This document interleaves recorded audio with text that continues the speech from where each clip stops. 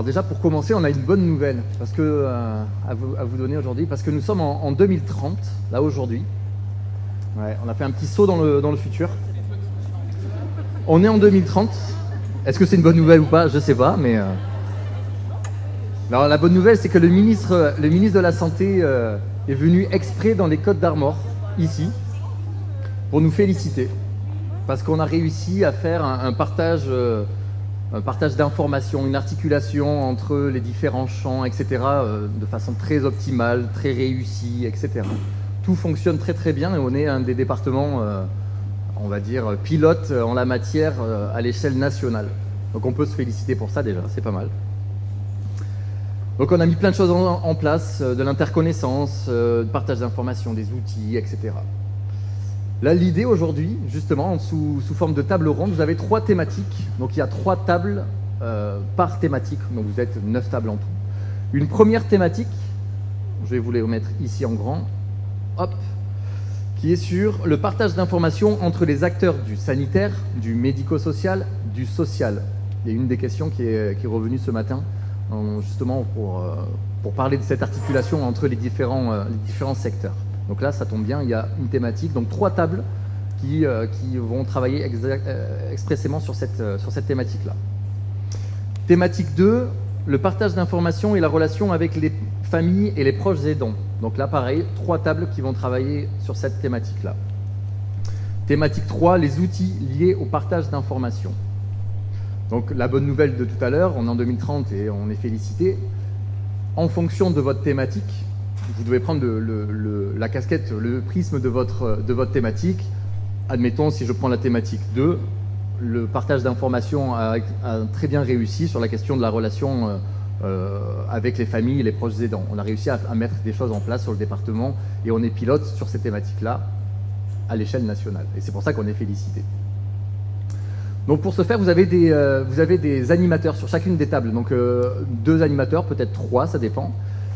L'idée, c'est que vous allez travailler collectivement pendant 1 heure, et à la fin de cette heure-là, il va y avoir une restitution, où chaque table, donc on va commencer par la thématique 1 et la table A, va dire, ben voilà, nous, les points force de notre table sont cela, cela, cela. L'idée, c'est vraiment de faire de la synthèse, c'est 5 minutes. Les questions auxquelles vous devez répondre, et donc ça, en fonction de votre thématique, ça reste quand même ces questions-là, c'est, selon votre vision... Oui, c'est ça. Selon votre vision et la thématique de table ronde sur laquelle vous êtes, que signifie un partage d'informations réussi? Vous êtes d'horizons différents et vous n'avez pas forcément la même vision de qu'est-ce qu'un partage d'informations réussi. Première question. Et deuxième question, c'est en lien avec votre thématique toujours, 1, 2 ou 3. Quels sont les éléments déterminants qui ont permis cette réussite? Donc ça peut être des actions que vous avez mis en place, des événements, des outils, etc. Enfin, ça, c'est à vous de le déterminer. Donc si on reprend un peu l'heure, elle est découpée en temps. Les animateurs vont faire ça sur chacune des tables. 5 premières minutes, rapide tour de table. Présentation, c'est juste dire votre nom, prénom, et puis une structure ou une association dans laquelle vous faites partie. Est-ce que je prends le micro? Et désigner un rapporteur. Donc c'est-à-dire pour la plénière, ensuite le moment où on va tous parler, qui est bien ces points de force qui soient bien restitués. Donc il faut qu'il y ait un rapporteur. Cela peut être l'animateur, mais ça peut être quelqu'un aussi, un participant du groupe. L'idée ensuite, vous allez travailler en 10 minutes en binôme. Donc la personne qui est à votre droite, on va dire ça, une idée par post-it. Vous essayez de réfléchir à ces 2 questions. Donc déjà la vision et ensuite les éléments déterminants pour réussir ce partage d'informations. Les 10 minutes passées, donc on fera un petit... moi, je vous ferai quelque chose sonore pour vous dire on passe à l'étape d'après. Et au bout de ces 10 minutes, on passe en collectif, donc c'est-à-dire au sein de votre table, de vous échanger. Donc là, les animateurs vont être là pour lancer les débats en disant mais qu'est-ce que vous avez mis sur vos post-it, etc.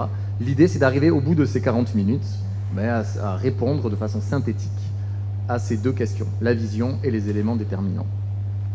Est-ce que ça semble clair pour tout le monde? Ouais? Pas de questions particulières sur le fonctionnement, ça vous semble clair? Super. Et puis prenez peut-être, là je dis ça aussi aux animateurs, les 5 dernières minutes, ça je ferai aussi une petite intervention, juste pour faire un petit résumé à votre table, pour être d'accord de ne rien avoir oublié, etc., pour la restitution en plénière. Voilà. Je pense que c'est bon. Est-ce que vous avez peut-être des choses à ajouter, Dominique, Dimitri? Est-ce que c'est... Juste être vigilant sur le temps, ça va passer super vite cette heure-là, donc par expérience, tous ceux qui ont fait des ateliers collaboratifs comme ça savent que ça passe méga vite.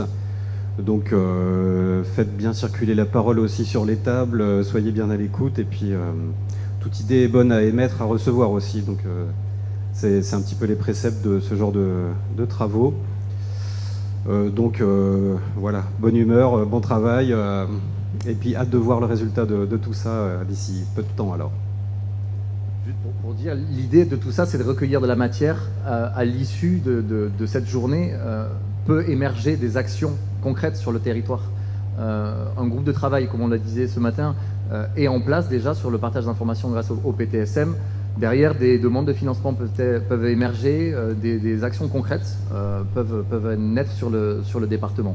Donc c'est vraiment de l'intelligence collective aujourd'hui, et puis faire caisse de résonance pour qu'on ait un partage d'informations réussi.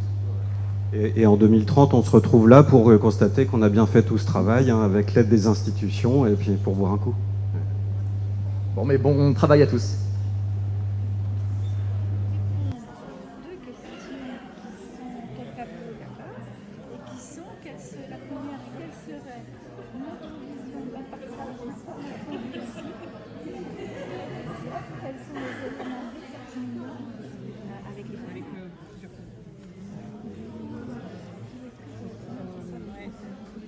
personnes qui sont en très grande précarité, pour lesquelles le partage d'informations sur les maillons. les maillons de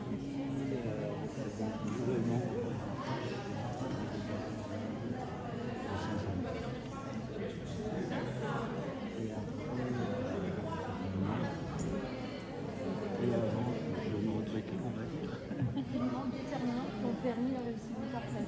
Quels sont les facteurs qui ont permis cette réussite?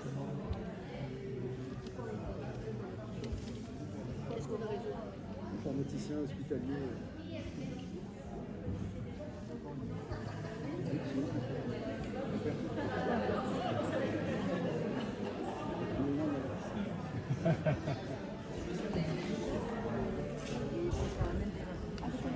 Et des frustrations de la soirée.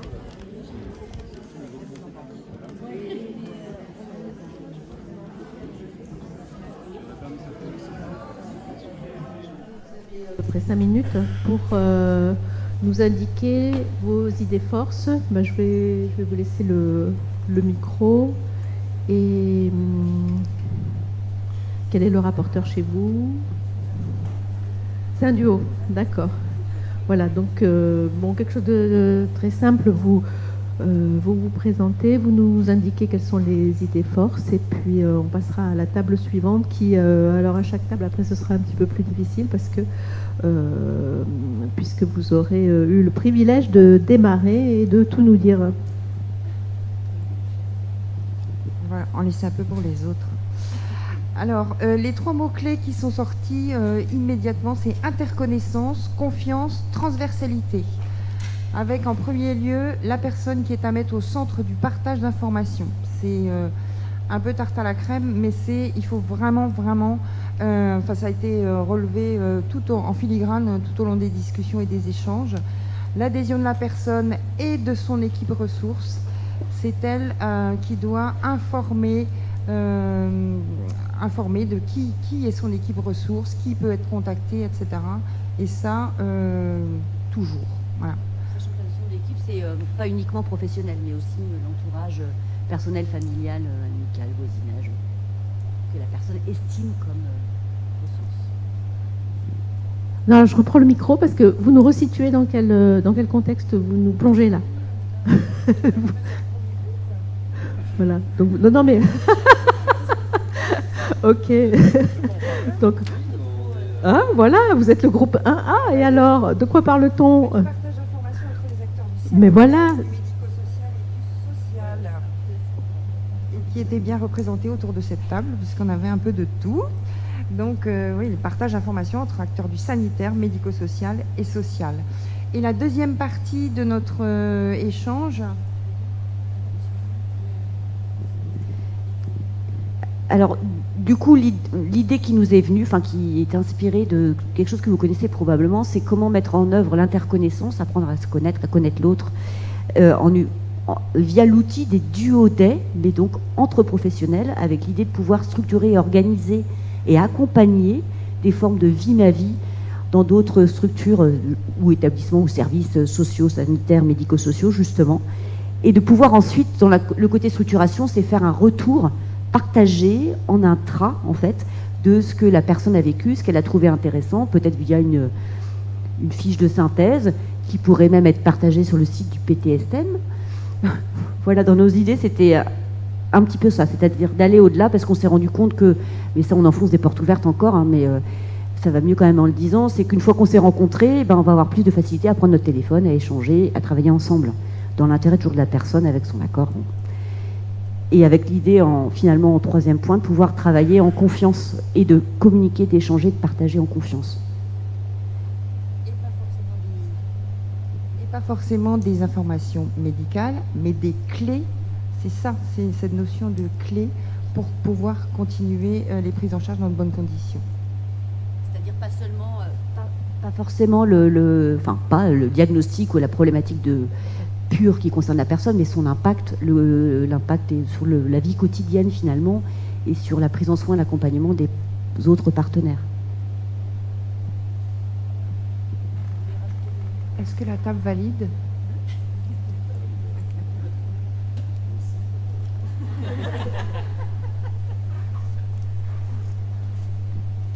Merci. Bien, donc je passe, parce que je suis chez le 1B, d'accord. Donc vous nous resituez le rapporteur, ceci, voilà.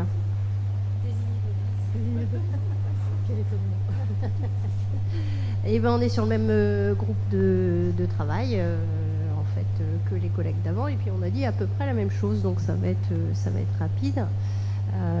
On était sur la construction qui rejoint la notion d'interconnaissance d'un socle commun. On a noté la notion d'acculturation. Dans les outils, il y avait aussi le Vie ma vie, aussi la notion de bureau délocalisé.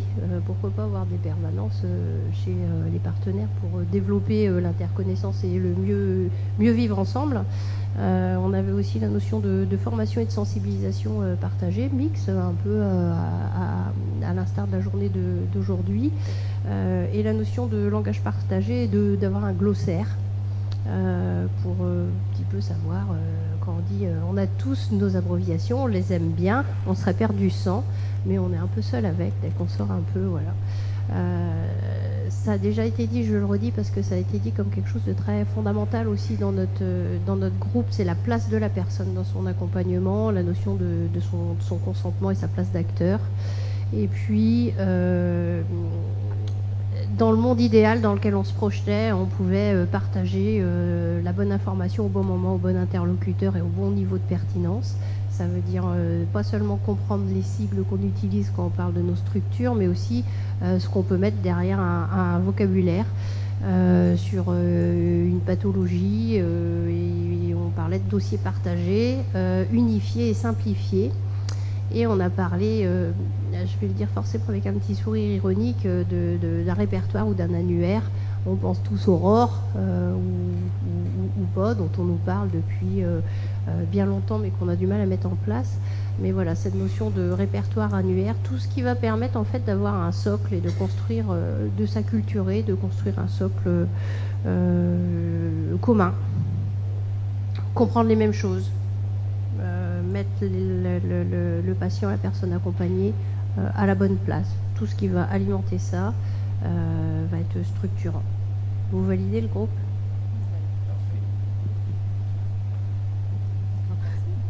Peut-être, moi ça m'intéresserait que vous alliez un petit peu plus loin sur cette notion de socle commun. Qu'est-ce que vous voyez dedans ?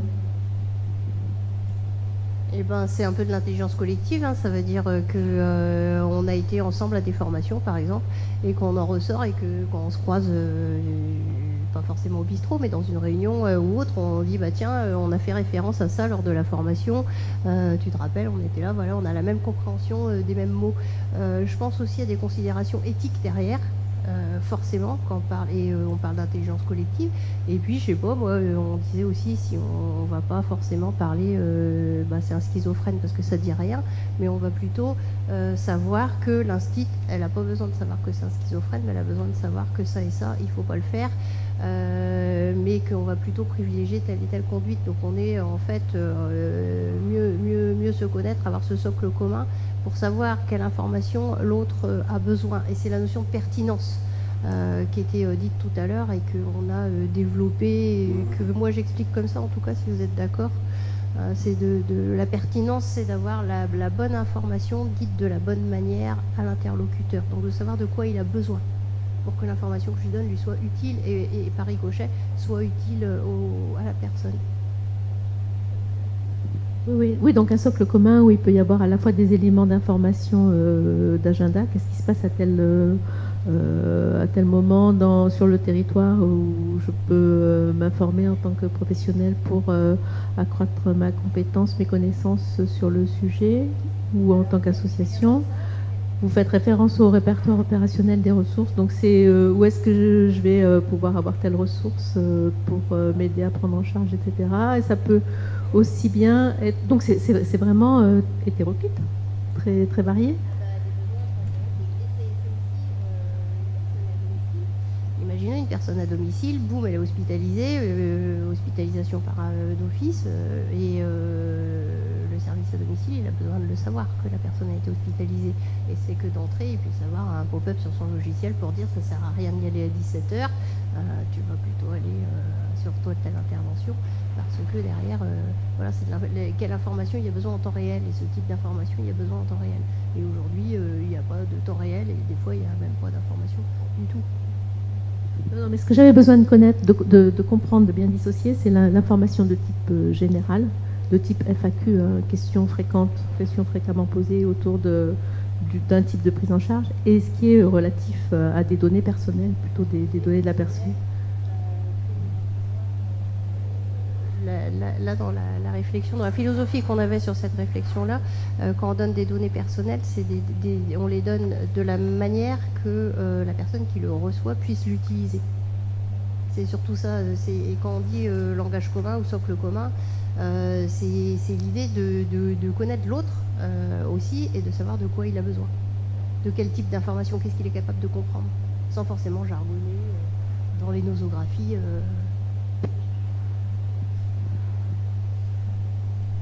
Alors, des compléments de votre côté, je suis bien auprès de la... Voilà, ok, et vous avez un rapporteur qui est... Voilà. Merci. Donc, très peu de choses à ajouter, hein. Je pense que le principal a été dit. Nous, on a beaucoup insisté sur la bonne connaissance des parcours de soins, la nécessité d'avoir une cartographie, justement, savoir avec qui on va échanger, de quelle façon on va échanger. Donc, de quelle façon on va échanger. Pour ça, on a aussi besoin de savoir qui sont les référents au sein de chaque structure. Donc, on repart sur cette partie annuaire, ROR, qui sera sûrement développée sur les prochaines tables. Et c'est une fois qu'on a identifié ces référents, justement, c'est la question de l'outil. Quel va être l'outil qui va nous permettre d'accéder à ces référents? Donc là, pour l'instant, on a un super document qui nous a été remis par l'URPS infirmier, qui est un document papier, mais très utile. Donc qui est remis, alors pas systématiquement aujourd'hui, mais c'était le cas il y a quelques années, à chacun des patients. Et sur ce document, on va retrouver forcément le nom du cabinet infirmier, puisque les patients ne savent pas aujourd'hui quel est le nom du cabinet infirmier qui les suit. Ils savent que l'infirmière a une petite voiture jaune, mais pas plus que ça. On va retrouver le nom du médecin traitant, le nom du pharmacien, le nom du kiné. En fait, voilà, c'est vraiment les données principales qui vont permettre de savoir qui est l'équipe de soins autour du patient. Et le patient aura aussi cette visibilité-là, c'est-à-dire avec qui mes professionnels vont communiquer entre eux.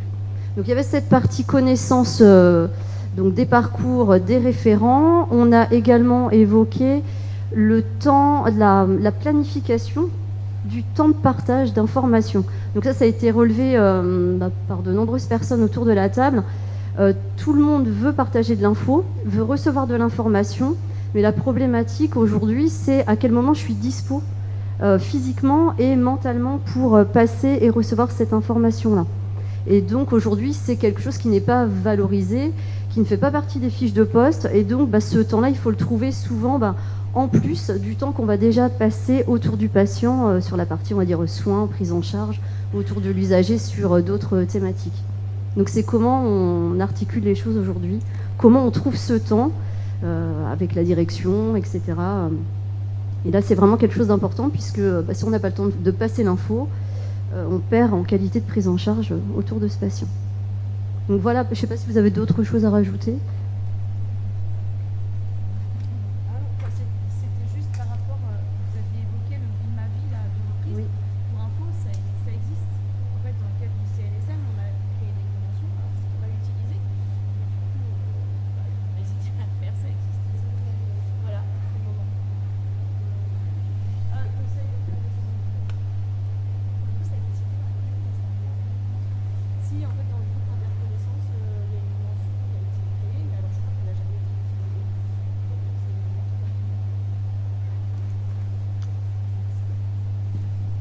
Donc, si vous voulez, après ce premier thème et les visions des 3 tables, sur les 6 autres tables, je peux vous proposer quelques minutes pour poser des questions sur ce que vous venez d'entendre, si vous le souhaitez. C'est une option. Sinon, je passe au numéro 2. Si je ne vois pas de main se lever. Tout est bon pour vous sur la première thématique. OK. Alors, la deuxième thématique, on va repartir dans l'ordre. 2A, c'est bon, c'est là. Donc, le rapporteur, là, est une rapporteuse.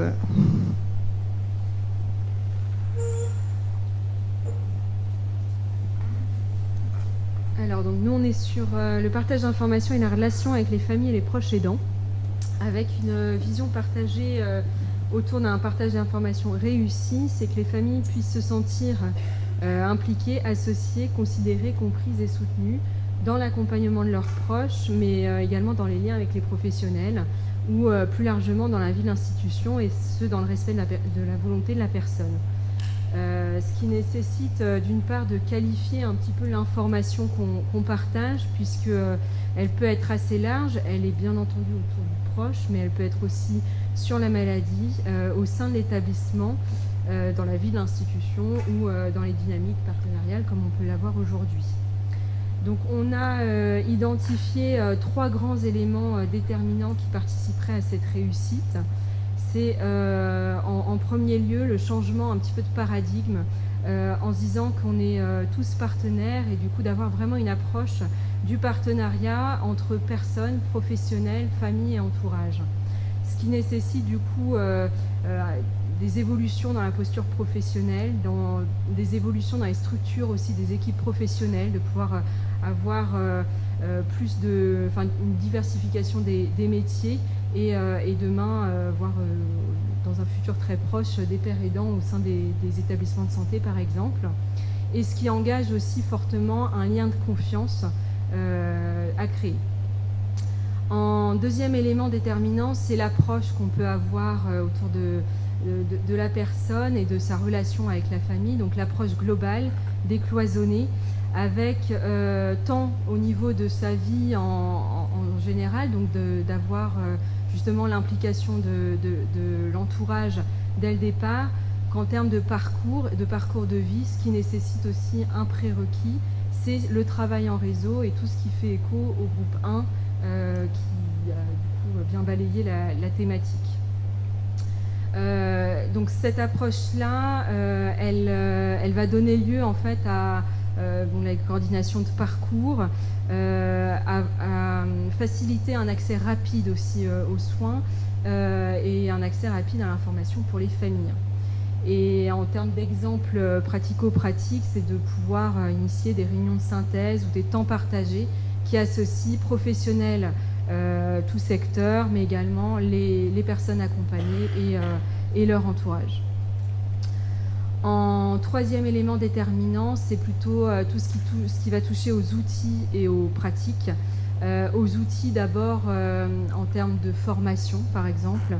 On a évoqué les formations premiers secours en santé mentale, la formation bref également, et tout ce qui va pouvoir contribuer à favoriser l'accès à l'information, à la compréhension des familles et à rompre l'isolement qui est quand même une des grandes problématiques au niveau de l'entourage. On a également cité donc tout ce qui est pratique, échange de pratiques et transmission de l'information. On a notamment cité le moment clé de la sortie d'hospitalisation où les familles ne sont pas informées malgré des outils existants, la personne de confiance, un accord du patient, mais avec des ruptures de parcours qui sont générées par cette absence d'information.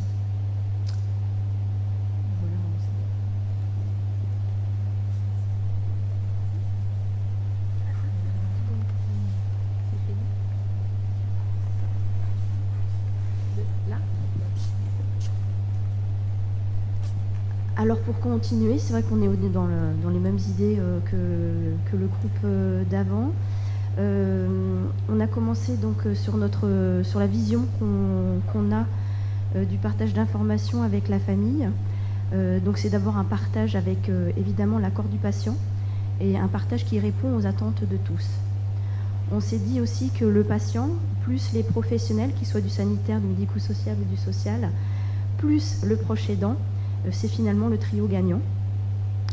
Et notre vision aussi de cette question, c'est qu'il y a plus de la fluidité et de la cohérence du parcours de soins et de vie. En termes de déterminants, en fait, on s'est projeté sur 2030 en se disant qu'en 2030, ce qu'on a réussi à faire, c'est qu'on a trouvé du temps pour partager. Nous mettons en place des formations en continu sur la législation, formation partagée par le fameux trio gagnant. Nous avons également généralisé en 2030 des réunions entre le patient, les proches aidants et les soignants, dès lors que les proches aidants en font la demande. Et si le patient est évidemment d'accord. Nous avons généralisé un sorte de DMP qui est accessible aux proches aidants sur accord du patient, accord qui est révocable à tout moment. En 2030, nous avons généralisé les maisons des usagers ou commissions des proches aidants, qui sont des lieux d'échange, un lieu où on trouve de l'information. On y organise des actions en faveur des familles, comme des groupes de parole. On prend en compte l'épuisement des proches dans ce lieu. Et dans ce lieu, on y trouve aussi une représentation de familles expertes. Comme aujourd'hui, en 2022, on a le patient expert. En 2030, nous aurons la famille experte. En 2030, le grand public a une meilleure connaissance des différents dispositifs d'accompagnement, comme les CMP et autres dispositifs. Et en 2030, dès le début du parcours de soins, il y a une réunion de synthèse réunissant les professionnels, les acteurs extérieurs, le patient et les proches aidants. C'est des réunions de synthèse qui sont possibles en présentiel, mais aussi en distanciel, avec les nouveaux outils numériques qui nous permettent d'ouvrir les champs des possibles avec les familles qui sont loin.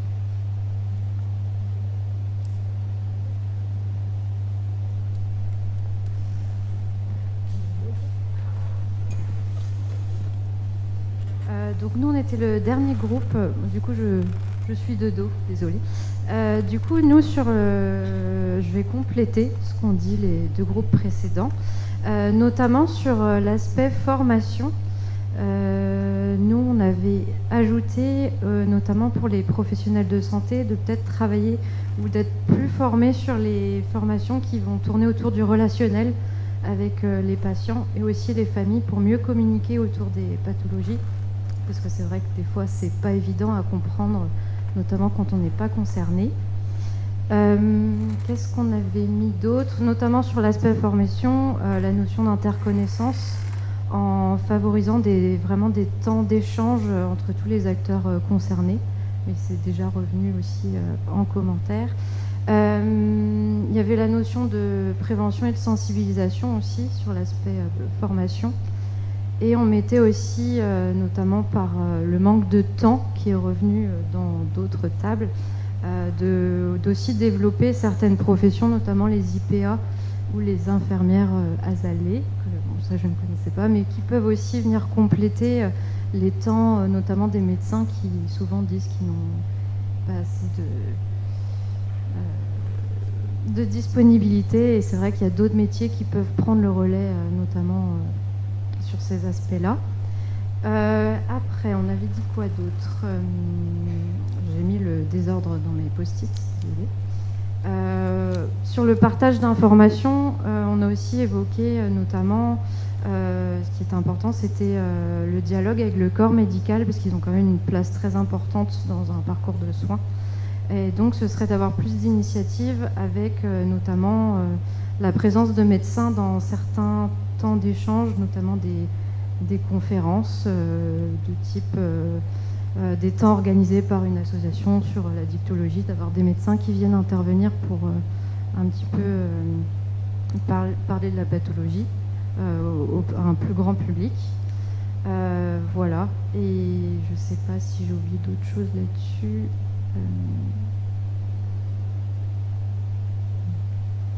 J'ai fait le tour.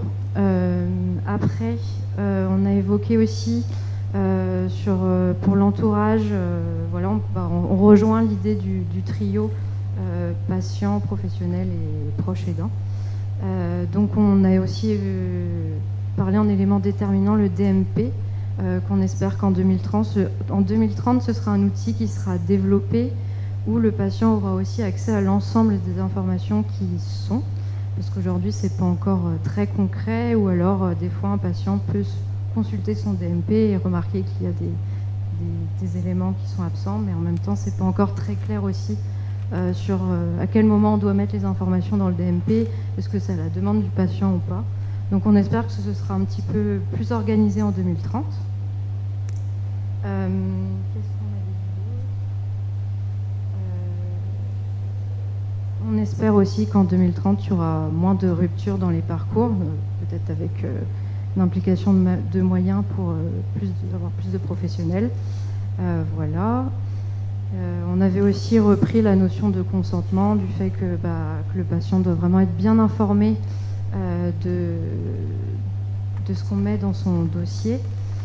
Et après, on avait aussi évoqué peut-être que dans le DMP, il pourrait y avoir un espace qui serait un peu plus ouvert, notamment pour les familles, qui puissent aussi apporter des informations, puisque au final, vu le temps passé des familles avec leurs proches qui sont concernés par des pathologies, au final, il y a des informations qui sont non médicales, mais qui peuvent beaucoup aider dans le parcours de soins d'un patient. Voilà, et on avait repris d'ailleurs un exemple d'un outil qui existe déjà, c'est le plan de crise conjoint. Voilà, moi je ne le connaissais pas, mais qui pourrait peut-être se développer, puisqu'il reprend les directives anticipées d'un patient quand il va bien, sur comment ça se passe quand il passe en phase de crise. Voilà, et pour terminer, on avait juste aussi évoqué un aspect sur les acteurs publics, voilà, de revoir aussi les politiques de communication au niveau national qui peuvent prêcher sur certaines thématiques, et qu'il faut effectivement aussi faire attention et faire connaître toutes les initiatives qui peuvent se faire au niveau départemental, et qu'après, effectivement, il y a des acteurs du type PTSM ou RS qui ont vocation à vraiment faire relayer plus largement les actions pour qu'elles se déploient plus facilement aussi derrière. Voilà, je ne sais pas si j'ai dit tout ce qu'il fallait. Ouais, voilà. Merci. Bien. Après cette deuxième thématique, vous avez des questions, observations quand vous étiez au travail sur les premières et troisièmes? Non? Alors on continue sur la thématique numéro 3. Je passe le micro à... Donc on est sur la thématique 3, c'est les outils liés au partage d'informations. On a plusieurs, on va dire, idées forces, idées clés qui sont ressorties des différents échanges qu'on a eus sur cette thématique-là. On a un premier enjeu assez partagé qui est revenu des échanges. C'est la question d'avoir un outil en 2030 qui soit vraiment avec une interopérabilité très forte, enfin, qui puisse être vraiment interopérable, c'est-à-dire qu'il y a une compatibilité avec les différents logiciels métiers notamment, qui soient réussis, qui soient faisables. Interopérable, ça veut dire aussi qu'il y a un outil qui facilite le lien ville-hôpital, par exemple, un outil qui est vraiment opérationnel, transférable par rapport à d'autres outils existants sur ce partage d'informations. On a eu aussi un thème d'idée qui revenait autour de la question. En fait, de manière de procéder aussi, quelque part, ça revient un peu à devoir élaborer un cahier des charges en fait, qui devra être pris en compte pour élaborer des outils qui prennent en compte les différentes conditions, les différents facteurs de réussite abordés. On avait aussi une thématique qui revenait sur la question qu'il faut un outil qui soit à la fois homogène, qui soit vraiment un outil qui puisse être homogène, qui puisse avoir une base commune de ce logiciel-là, utilisable par tout le monde. Après, qui dit utilisable dira qu'il y aura une autre idée qui vient en lien avec ça. Donc du coup, un outil qui soit homogène dans sa conception, mais en même temps adaptable en fonction des métiers, en fonction des besoins des professionnels vis-à-vis du parcours de santé du patient. Trouver l'équilibre entre l'homogénéité et l'adaptabilité en fonction du métier, en fonction des besoins. Après, ça signifie aussi qu'en 2030, c'est un outil en fait qui vise et qui fait que les ruptures de parcours de santé sont définitivement du passé, parce que c'est un petit peu c'est l'objectif de ce partage d'informations-là, c'est qu'on crée de la coopération et qu'on fasse un parcours de santé au service du patient sans rupture en fait. Donc du coup, on part du principe que c'est un outil qui vise à réduire ces ruptures et à les éviter. Ça veut dire aussi qu'on est vraiment un outil au service du parcours de santé du patient. Donc c'est-à-dire c'est un outil vraiment qui a du sens, qui est vraiment dans lequel on trouve la bonne information qui répond véritablement aux besoins des professionnels et aux besoins du patient. Il ne faut pas que ce soit une contrainte, il faut vraiment que l'outil soit un facteur facilitant, qui soit vraiment une base de partage en fait. Donc il y avait aussi la question de dans quelle mesure l'usager est bien intégré à l'outil, l'usager, le patient, les proches aidants. Alors en sachant que cet outil-là peut être aussi un outil, on parle aussi un peu d'éducation thérapeutique du patient, ça peut être un outil appropriable au patient au service de sa propre santé en fait, mais en même temps jusqu'à quel niveau il souhaite il peut investir l'outil, il souhaite investir l'outil. Ça signifie aussi derrière qu'il y a eu une volonté de partager qui a été réussie. Il y a aussi des notions de valeur qui doivent être intégrées directement à l'outil, des notions de respect, des notions d'être inclusif, la question écologique, bien évidemment, en fait, comment est-ce qu'on crée un outil qui soit écologique, bienveillant, en fait, finalement, cette notion d'être inclusif nous semblait aussi important. Tout ça derrière, ça signifie qu'il y a une condition d'interconnaissance, de lien qui est présente. Et en fait, derrière tout ça, c'est aussi que la condition de réussite, c'est le cadre organisationnel commun qui a été bien établi. C'est-à-dire, on sait, on partage quoi, avec qui et pourquoi. Ça revient aussi à ce qu'on avait dit ce matin par rapport au fait qu'une information doit être pertinente, exhaustive et nécessaire. Tout ça doit venir en fait, parce qu'en fait l'idée c'est que c'est l'outil, il doit être adaptable, personnalisable en fonction en fait du métier du professionnel. C'est-à-dire on ne doit pas forcément tout savoir du parcours de la personne. Il faut que ce soit au service, il faut que ce soit modulable en fonction en fait de la prise en charge de la personne. En fait, trouver ce juste milieu-là, cet équilibre-là. Donc se poser la question du partage, de la conception, vraiment qu'on ait un partage réussi dans la conception de l'outil, modulable, qui puisse être aussi modifiable dans le temps, évolutif, et trouver aussi l'équilibre entre être simple, être compris par tous, homogène et adaptable, personnalisable en fonction des métiers. Après, il y avait la question de la sécurité des données aussi. On a posé cet enjeu-là aussi, que un outil pour lequel en fait la sécurité des données est établie et faite, quoi. On n'a plus de soucis de ce côté-là. Et après, évidemment, la question des financements, la question des moyens, on se dit qu'en 2030, les moyens financiers seront bien trouvés. Voilà ce que je pouvais dire. Je ne sais pas si... Compléter ? Voilà. Merci. Donc on va compléter ici.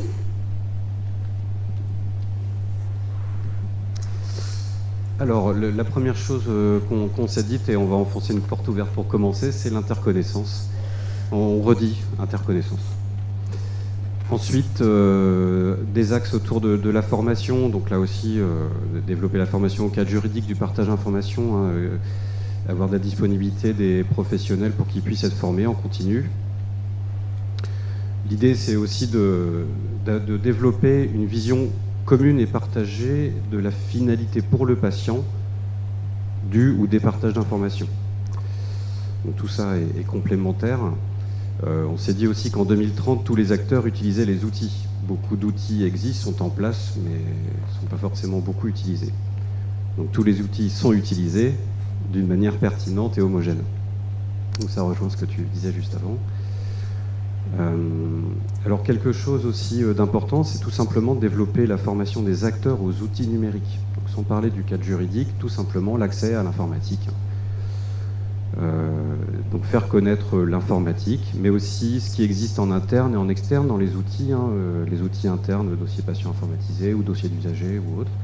Et puis tout ce qui existe en plateforme externe et en programme et en sigle, identifiant national de santé, MS Santé, DMP, etc. C'est des choses qui finalement devraient être connues de tous les acteurs.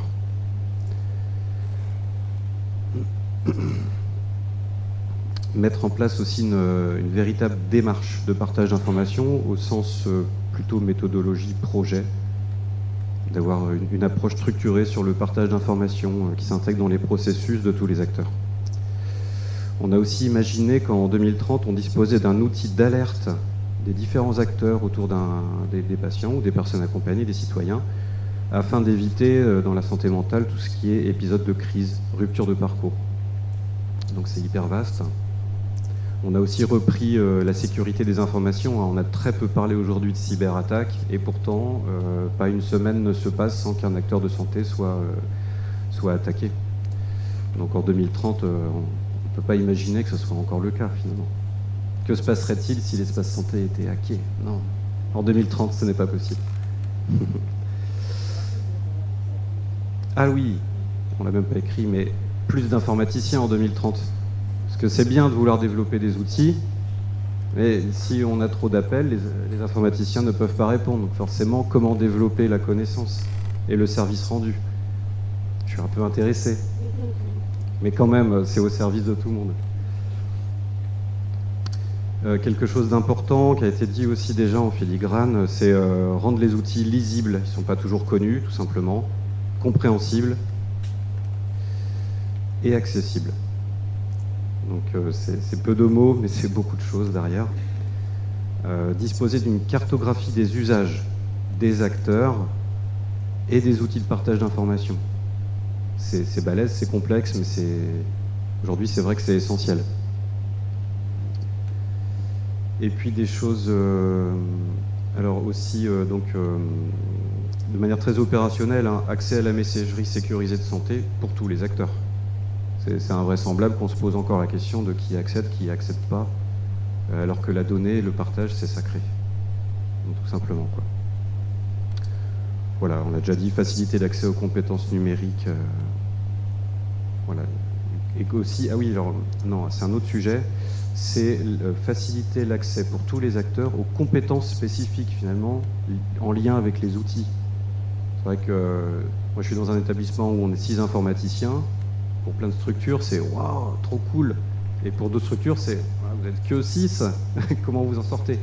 Donc en fait, il faut vraiment travailler au niveau, sans doute départemental, mais régional, le conventionnement, le partenariat entre les acteurs de plus petite taille et de plus grande taille pour faciliter l'accès à la compétence de gestion d'outils de système d'information. Voilà.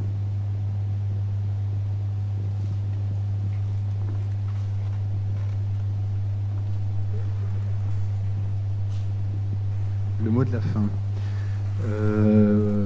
Alors effectivement, on souscrit largement à ce qui a été dit. En termes de vision autour de la table, donc l'outil qui nous permet d'atteindre le monde merveilleux de 2030, c'est un outil qui apporte un réel gain de temps aux professionnels, avec une personne, un patient, qui est partie prenante et qui accède à l'outil, qui est au centre de cet outil. Un outil auquel chaque utilisateur peut accéder et surtout accéder à un volet qui correspond à son métier, donc à sa vision à lui du dossier du patient et du parcours du patient, et qui comporte également une fonction sur tout ce qui est orientation du patient vers les ressources qui existent sur le territoire, ce qui renvoie effectivement à la notion de répertoire opérationnel des ressources. Alors en fait, cet outil-là, c'est plus un système dans lequel un certain nombre d'outils interopèrent, bien évidemment, mais on reste toujours sur cette expression de besoin. Au-delà de ça, il y a l'outil, mais il y a ce que les gens en font. Et il y a donc nécessairement une formation aux écrits des professionnels, puisque ce qu'on écrit dans les outils sert à d'autres, donc il faut apprendre à s'en servir. Des outils numériques, effectivement, qui sont enseignés en formation initiale, et pas à partir du stage, le jour où on commence à arriver dans la vraie vie. Un nombre d'outils qui va se limitant, puisque les outils c'est bien, mais trop d'outils c'est moins bien. Mettre en place également une évaluation des usages des outils, à la fois sur le plan qualitatif et sur le plan quantitatif, sur questionner un petit peu sur ce qu'on fait de nos outils. C'est quelque chose qu'on ne fait pas souvent. Et bien entendu, des outils qui sont complètement multiplateformes. Certains préfèrent utiliser un téléphone, d'autres un ordinateur, d'autres une tablette. Il y en a qui préfèrent les Mac, il y en a qui préfèrent Microsoft, il y en a qui préfèrent Linux. Il faut que ça marche partout. Alors ça, c'est pour la vision. Pour les déterminants, eh bien, effectivement, on a commencé par enfoncer la porte ouverte de la sécurité et en particulier de la gestion de la confidentialité, mais également celui du langage partagé autour de tout ce qui a pu être dit, y compris sur les premières tables rondes, sur le fait qu'il faut que chacun comprenne ce que dit l'autre et que quand on s'exprime, on utilise un langage compréhensible et adapté à son destinataire, sachant que dans le partage, c'est pas évident parce qu'on ne sait pas qui sera destinataire de l'information.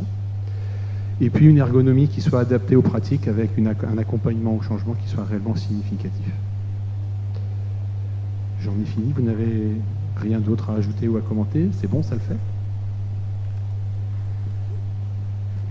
Merci beaucoup. Merci à tous donc pour ces restitutions. Peut-être on peut prendre quelques minutes si vous voulez interagir d'une thématique à l'autre, c'est-à-dire si vous n'avez pas travaillé sur la dernière, mais sur la première, mais que vous voulez ajouter autre chose, vous n'hésitez pas. On a quelques minutes, on est bien dans le timing. On avait peur de ne pas avoir assez de temps, mais finalement ça marche.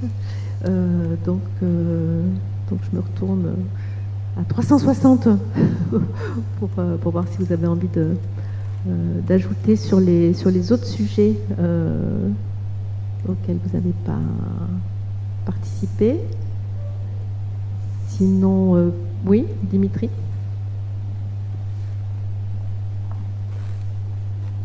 Alors c'est plus une réaction par rapport à ce que j'ai entendu sur l'accès du patient à ses données, à son dossier, et en particulier au DMP, à l'espace santé. Moi j'ai l'impression qu'il y a aussi pas mal d'impressions sur ce que le patient peut faire ou ne peut pas faire au niveau de l'espace santé. C'est plutôt un message en disant allez voir les spots de pub sur internet qui sont publiés un petit peu et qui expliquent ce qu'est l'espace santé.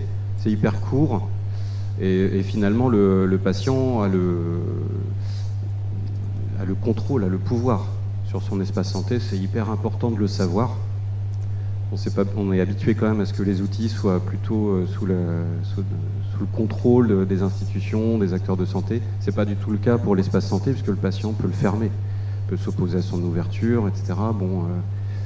Un patient qui ne voudrait pas partager ses données au niveau de l'espace santé, il va dessus, il le ferme. Ça, je tenais juste à le préciser.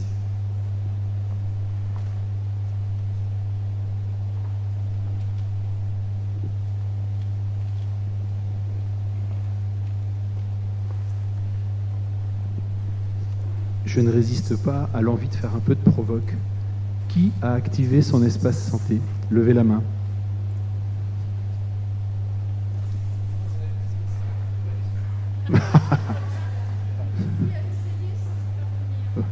Oui, oui.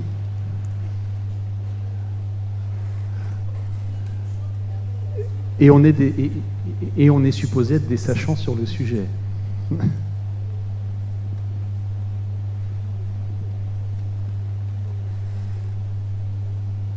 Ah oui, alors, effectivement, c'est pas facile parce qu'il y a plein de vérifications, mais en même temps, vous avez tous exprimé le fait que la sécurité, c'était super important.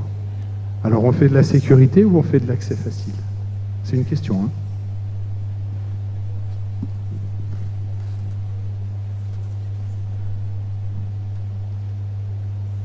D'autres commentaires interthématiques? Non? Alors, de toute façon,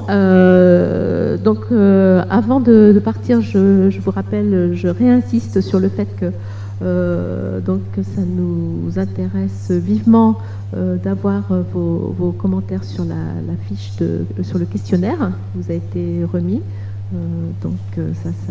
Ça va s'ajouter aux différents travaux de cet après-midi.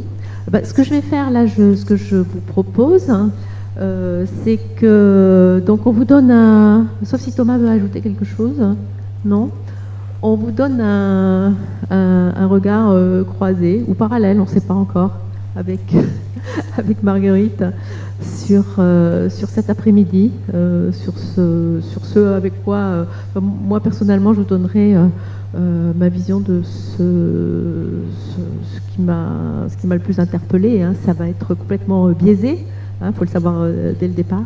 Et puis je propose à Marguerite de démarrer pour le même exercice, donc en quelques instants. Qu'est-ce qui t'a interpellé, Marguerite? Avec quoi tu repars? Non, moi, ce que j'ai trouvé formidable, c'est que on constate qu'il y a une vraie volonté de coordination, d'interconnaissance, une vraie volonté de partage au bénéfice du patient. Tous les acteurs aujourd'hui autour des tables se coordonnent pour mieux travailler ensemble et au bénéfice du patient. Donc on est sur une dynamique très fructueuse. Alors évidemment, ça va sans dire, on a des enjeux qui sont majeurs, hein.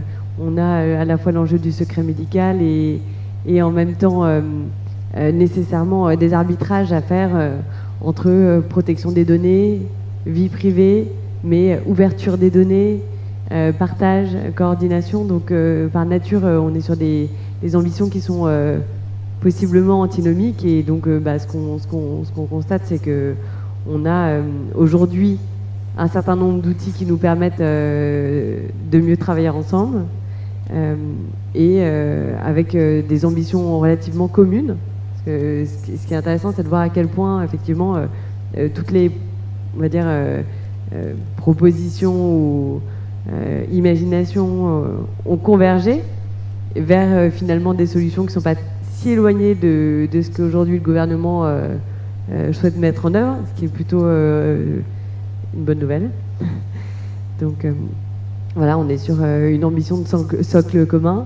Est-ce que c'est mon espace santé tel qu'il est aujourd'hui ou tel qu'il évoluera d'ici à 2030 qui effectivement favorisera certainement la coordination et finalement la fluidification et on l'espère palliera à certaines difficultés en termes de ressources, en termes de temps, en termes organisationnels que peut connaître notre système de santé aujourd'hui. Le tout avec les maîtres mots de confiance, dignité et respect du patient, des aidants, dans le cadre de la prise en charge.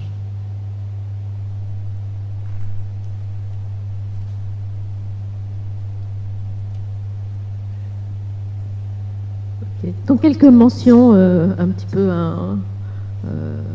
un peu dans le désordre, hein, dans un certain autre. Donc la première remarque que je me fais, que j'ai envie de partager avec vous, c'est qu'on a quand même encore une difficulté à se mettre d'accord sur ce qu'on met derrière les termes d'information, données, etc. Chaque fois qu'on en parle. Et qu'effectivement, c'est pour ça que j'ai demandé un certain nombre de précisions tout à l'heure sur la première thématique. On parle d'information au sens large en passant alternativement de ce qui peut être qualifié de données de santé qui méritent un traitement particulier. Et puis dans les données de santé, il y a encore tel et tel type de données qui font dossier ou pas. Et puis ce qui est de l'information on n'a pas utilisé le terme, je crois, mais nous, on a pas mal parlé dans notre table de savoir expérientiel, qui sont mis en avant par des travaux comme ceux de l'université des patients. Et donc, c'est vrai qu'on a toujours un peu une difficulté quand on parle d'information et de partage d'informations. Déjà à savoir où on met les pieds et qu'est-ce qu'on va partager. Mais bon, je crois que c'est clair quand vous êtes dans votre champ interprofessionnel, c'est-à-dire que dans une équipe, dans un établissement, avec vos collègues, il n'y a pas d'ambiguïté du tout. Dès qu'on commence à se confronter à d'autres mondes, c'est-à-dire qu'on commence à mixer les mondes, et c'est ça qui est l'intérêt de cette journée aujourd'hui. C'est vraiment cette mixité des mondes, des personnes concernées, des patients, des professionnels de différents secteurs, des juristes, des techniciens, des informaticiens, des associations, des gens qui viennent du monde du social, d'autres qui viennent du monde du médical. C'est vrai qu'on a à prendre le temps, on a au moins 5 minutes à se dire bonjour et est-ce qu'on parle bien de la même chose quand on est en train d'échanger. Et donc c'est pour ça que j'ai envie de dire bravo à Dimitri, Thomas et tous ceux qui ont initié cette journée, parce que je suis sûre que vous allez sortir de cette journée en ayant ça en tête et en faisant beaucoup plus attention à ce que vous mettez derrière les termes que vous employez quand vous échangez avec quelqu'un d'un autre monde, avec un grand thème ou en tout cas d'un autre milieu. Mais bon, ça vous le ressentez déjà quand vous vous confrontez, notamment dans le milieu associatif, quand le milieu associatif notamment se confronte au milieu médical, donc entre guillemets, et sans les guillemets d'ailleurs. Donc il y a un gros besoin d'informations, ça a été souligné, qui ne sont pas seulement des informations d'ordre médical, thérapeutique, etc., mais des informations de la vie quotidienne, avec besoin de fléchage, de savoir qui fait quoi, etc. Le terme de cartographie a été utilisé à plusieurs reprises. On a un système de santé en France, on a de la chance, félicitons-nous encore, malgré tout ce qu'on peut déplorer, félicitons-nous d'avoir un système de santé, j'ai envie de dire même de protection sociale globalement, qui est très riche, mais cette richesse parfois va à l'encontre de sa lisibilité. Donc on sait qu'il y a énormément de choses qui sont permises, qui sont faites, réalisables dans notre système de santé et de protection sociale pour venir accompagner, aider des personnes qui ont des tas de difficultés de tous ordres, parce que la difficulté en santé mentale, elle n'est pas seulement de l'ordre thérapeutique, etc. Mais il y a un problème de lisibilité de ce système et donc de besoin de cartographie. Et même entre vous, vous avez évoqué le fait que vous avez besoin d'avoir des répertoires, de savoir auprès de qui je vais, quel est sur mon territoire, enfin bon, des besoins de cartographie, de répertoire, etc. Avec de temps en temps, ça c'est une deuxième chose que je retiens, mais que je vois assez souvent quand je me déplace ici et là. J'ai beaucoup aimé l'intervention tout à l'heure où vous montriez la petite fiche de l'URPS infirmier qui a créé un petit outil simple. Il y a partout en France des réalisations, des initiatives, des choses qui paraissent banales et tellement simples, mais quand on les voit, on se dit mais pourquoi on n'a pas développer ça partout. Et c'est le cas, je mentionne ce que vous nous avez présenté tout à l'heure, mais c'est le cas d'autres initiatives dont il a été question à la table à laquelle je participais tout à l'heure. Il y a des tas de choses qui sont déjà faites et pas promues, pas développées France entière. Moi, quand j'arrive avec mon regard de béotien, je me dis mais pourquoi Pourquoi j'ai pas entendu parler de ça avant? Pourquoi on n'y est pas France entière? Donc effectivement, là, j'ai pas grand-chose à vous dire, si ce n'est de soyez fiers quand vous tombez sur des choses comme ça, soyez fiers de les développer, de les promouvoir, de leur faire passer les frontières.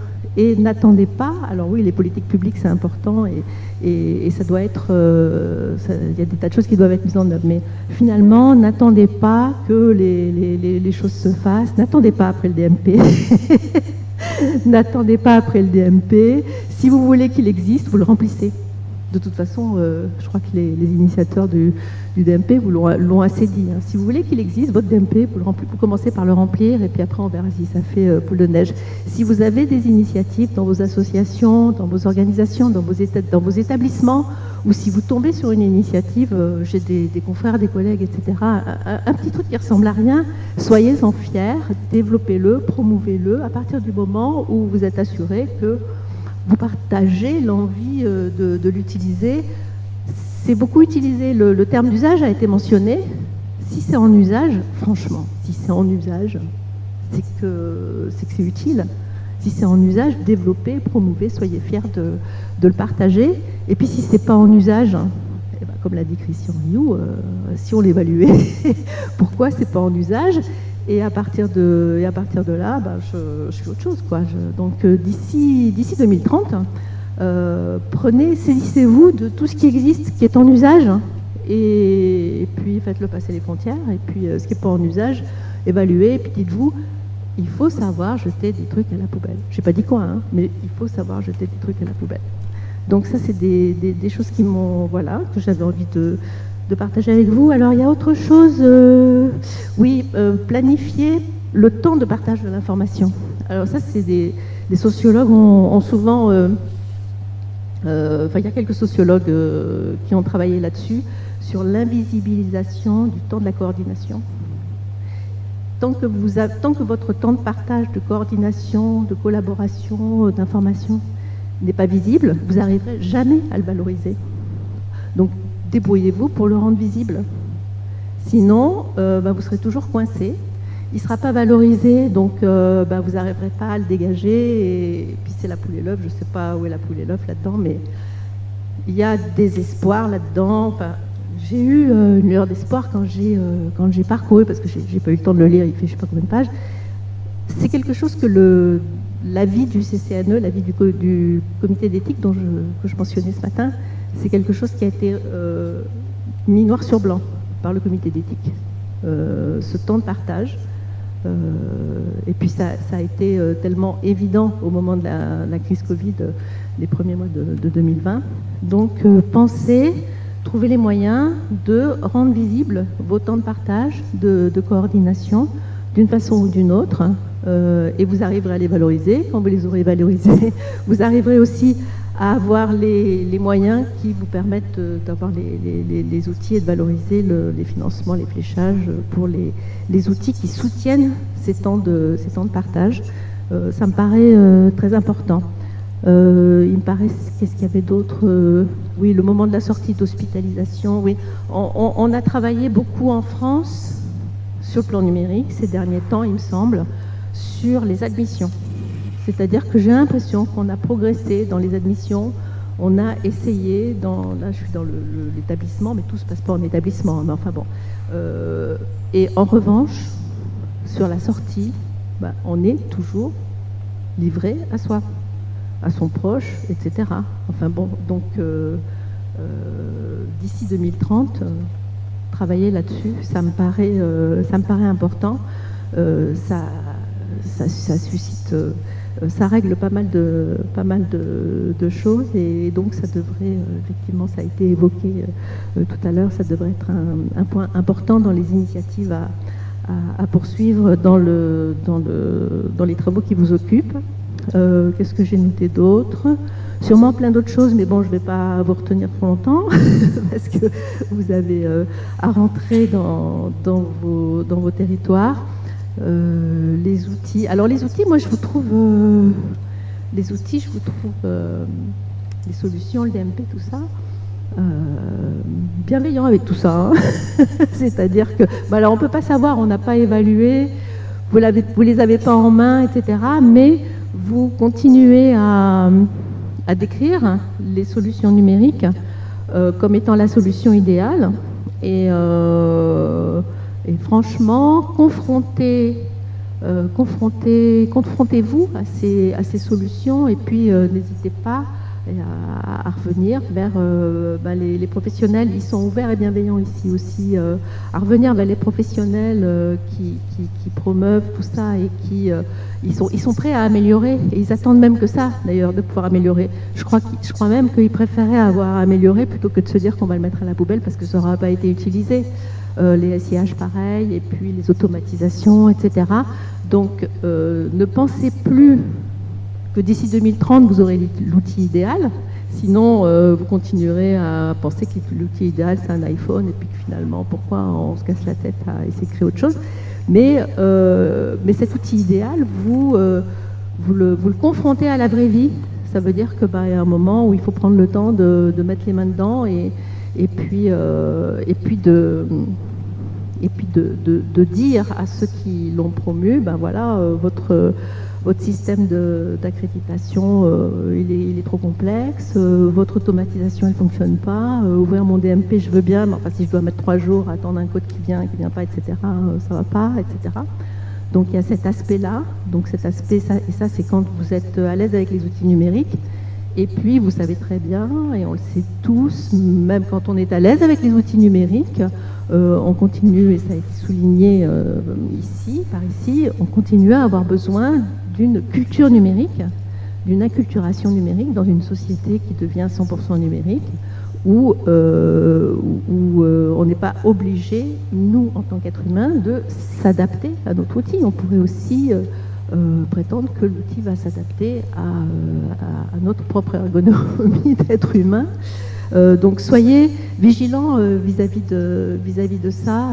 C'est important de contribuer au développement des solutions numériques qui sont utiles et pertinentes, mais c'est important aussi de ne pas se laisser dépasser par une numérisation à outrance de choses qui ne servent à rien, juste parce que ça a l'air joli et ça nous fait plaisir. C'est comme si je vous disais, demain on roule tous en Porsche, c'est formidable, mais finalement on sera bien avancé, quoi.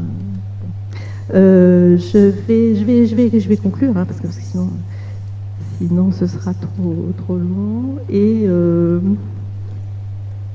oui, Christian. Juste pour rebondir sur le sujet des sorties d'hospitalisation, aujourd'hui on est capable en Bretagne de récupérer les messages qui circulent dans le système d'information hospitalier pour les admissions et pour les sorties. On est capable de les récupérer et de les pousser dans le fil de discussion de Globule. On l'a testé avec le CH de Saint-Malo et ça fonctionne.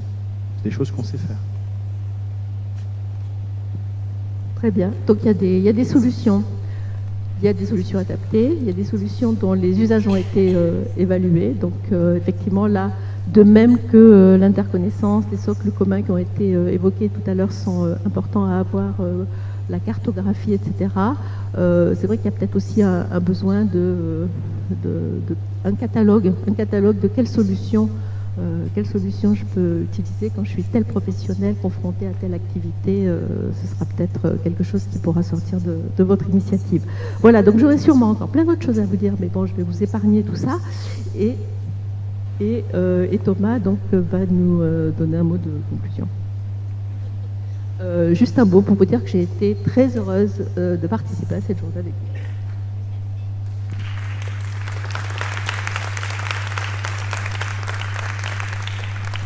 Juste 2 petites minutes pour parler des suites de cette journée et revenir sur le PTSM, parce qu'on a commencé en parlant du PTSM.